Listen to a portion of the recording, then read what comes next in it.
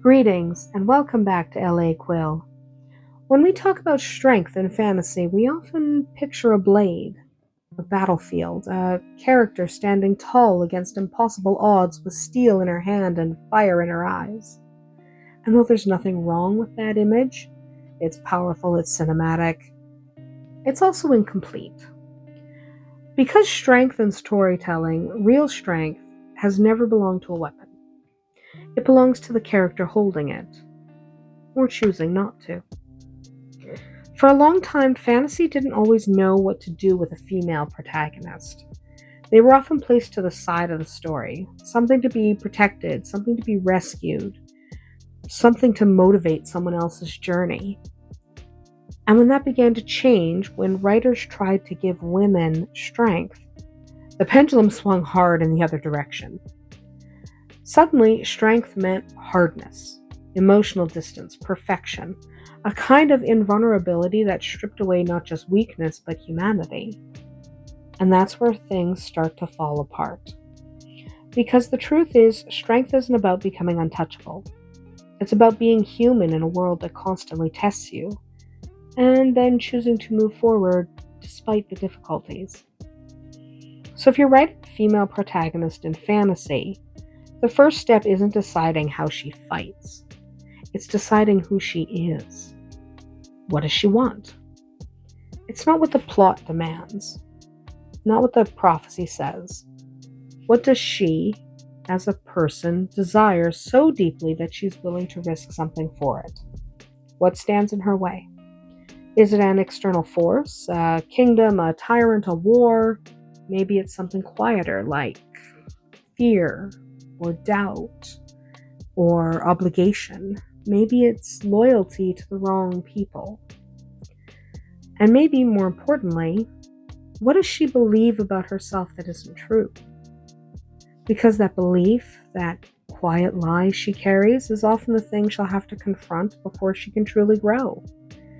A compelling protagonist isn't built from abilities. She's built from contradictions.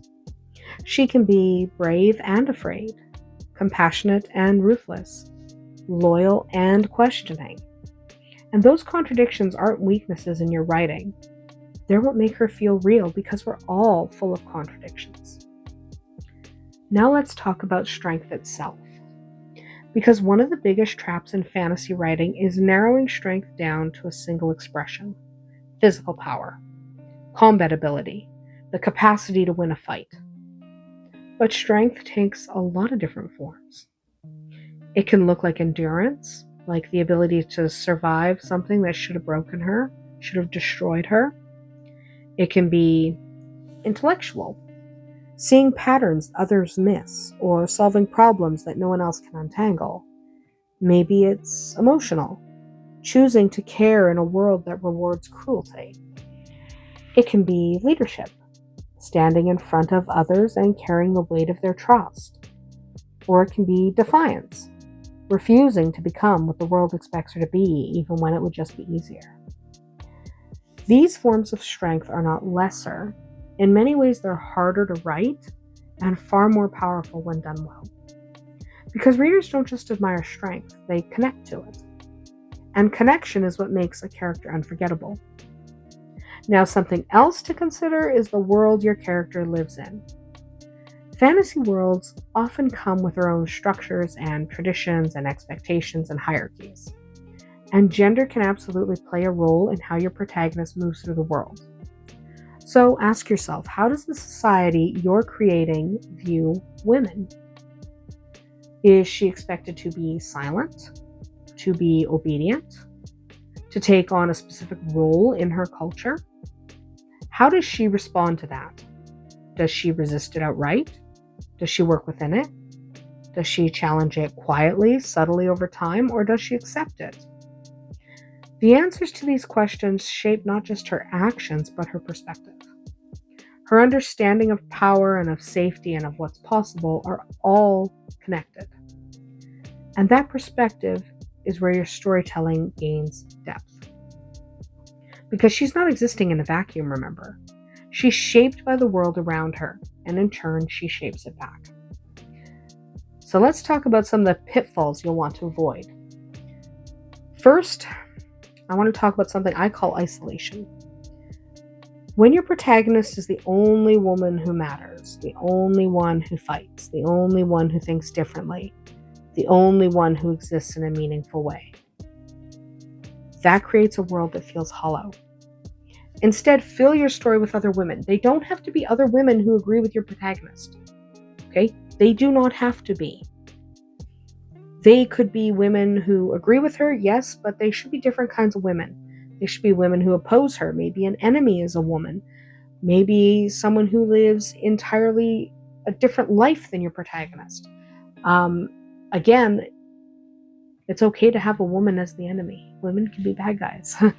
So have other women, not just one, and give them different roles. Because when your protagonist exists among others like her and unlike her, she becomes part of the world, not just a symbol within it. Now, are there times when a single woman makes sense? Sure, right? You might have a case where a woman is disguising herself as a man, for whatever reason, it doesn't matter why. But she's disguising herself as a man, therefore she is surrounded by men who don't notice that she's actually a woman. Other women would likely notice she was a woman. And why would she disguise herself as a man if women are permitted? So, in a case like that, yes, it makes sense that she would be the only woman. But most of the time, there should be other women in some capacity. Think about it. You're not usually just the only woman in a space for extended periods of time. Maybe in a specific space for a short amount of time, but the world is populated with women too. Your story should be as well. Another common trap is the illusion of flaw. Giving your character a weakness that doesn't challenge her at all. Something like, she cares too much or she works too hard. Yeah, so? That's not really a flaw, is it? Caring too much isn't a flaw. They're decorations. That's not a flaw, it's a decoration. Real flaws complicate her decisions. They cost her something. Pride that prevents her from asking for help. Fear that makes her hesitate at the worst possible moment. Jealousy that fractures a relationship she's going to need later on. And when those flaws lead to failure, that's where growth begins. Because failure is one of the most powerful tools you have as a writer. Not failure as punishment, but failure as transformation, and failure is just part of life. Now I want to address another big one. Romance. Now there's nothing wrong with romance in fantasy. I do it a lot. A lot of us do. It can add depth and stakes and emotional resonance, all that kind of stuff. But your protagonist should not exist solely within that relationship. She should have agency outside of it. Something about her that's special, that contributes to the plot. She shouldn't just be a plot device. Her journey should stand on its own. If you remove the romance entirely, would she still have a story worth telling? Maybe. If yes, then it's still a story worth telling. But if the answer is no, this character is so uninteresting without the romance that I'm just lost if I don't have her get together with a dude. If that's where you're at, then you might need to dig a little bit deeper for your protagonist. You might need to figure out more about her before you write her. Because love can be a part of her story, sure, but it should never be the only reason she matters. Now let's shift into something that's uniquely fantasy, and that's the realm of magic. Magic in fantasy often acts as an extension of characters, a reflection of who someone is and what they value and what they fear. So how does your protagonist relate to power? Does she embrace it, fear it, resist it? Maybe her magic is tied to healing, or to creation, or to intuition, or to foreshadowing or something. Maybe her power is volatile, dangerous, something she struggles to control. Maybe the true strength lies not in her using power, but in her choosing not to. Or maybe she's devoid of power in a world full of powerful people. Magic doesn't have to be about domination. It can be about balance and restraint and responsibility. So when you align your magic system with your character's internal journey, something interesting happens. The external conflict and the internal conflict begin to mirror each other. And that's where your story starts to resonate on a deeper level. Now, if you look at some of the most memorable female characters in fantasy, you'll notice something. They're not all the same. Some are leaders, and some are scholars, and some are warriors.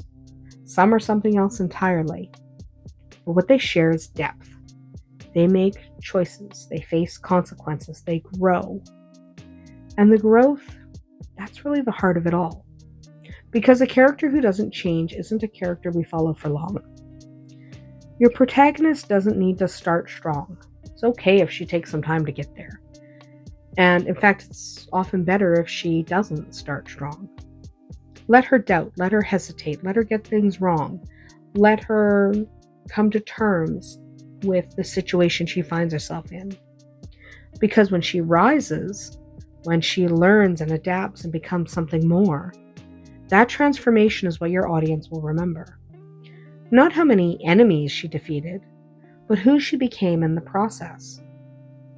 So when you sit down to write your female protagonist, don't start with the question of how powerful she is. Start with who she is. Let her be flawed. Let her be complicated. Let her be human.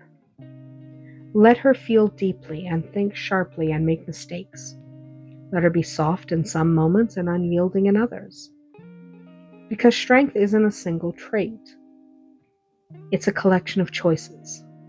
And when you allow your character to make those choices, to struggle with them, to fail because of them, to grow through them, you create something far more compelling than a strong female character. You create a character who matters.